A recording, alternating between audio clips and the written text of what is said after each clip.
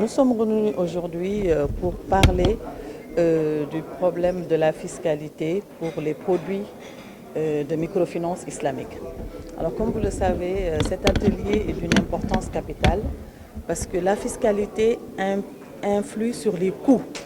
Et comme vous le savez, la volonté du président de la République est de diminuer les taux appliqués par les établissements de microfinance dans le cadre de la microcrédit.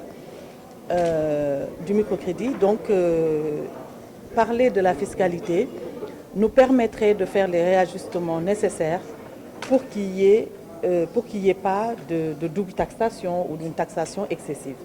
Donc, raison pour laquelle nous avions contracté les services de la DGID, en la personne du directeur, pour créer une équipe, un comité d'études pour travailler sur les différents produits islamiques qui ont été agréés par la Banque centrale dans le cadre réglementaire.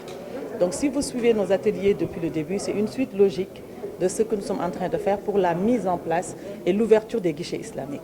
Parce que nous ne pouvons pas ouvrir les guichets islamiques tant que le cadre réglementaire fiscal n'est pas établi. Et aussi pour l'atteinte des objectifs du président de la République, qui est de voir la branche de la microfinance islamique venir apporter une nouvelle touche et contribuer efficacement à la lutte contre la précarité tout en allégeant les coûts des crédits, surtout du microcrédit. Donc c'est ça l'objet de l'atelier d'aujourd'hui. Comme vous le savez, la fiscalité, l'environnement fiscal est toujours important pour les investissements et naturellement pour la microfinance.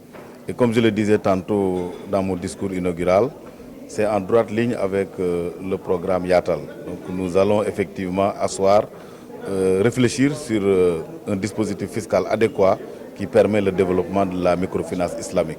Donc il s'agira plutôt de faire l'état des lieux de la fiscalité existante, et également de passer en revue les contraintes et effectivement, éventuellement essayer de les lever par l'aménagement d'un dispositif adapté.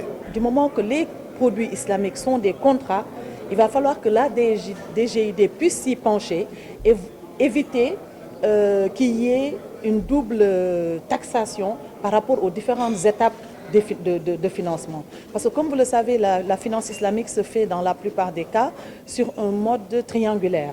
C'est-à-dire il y a un fournisseur, il y a un client et il y a le banquier.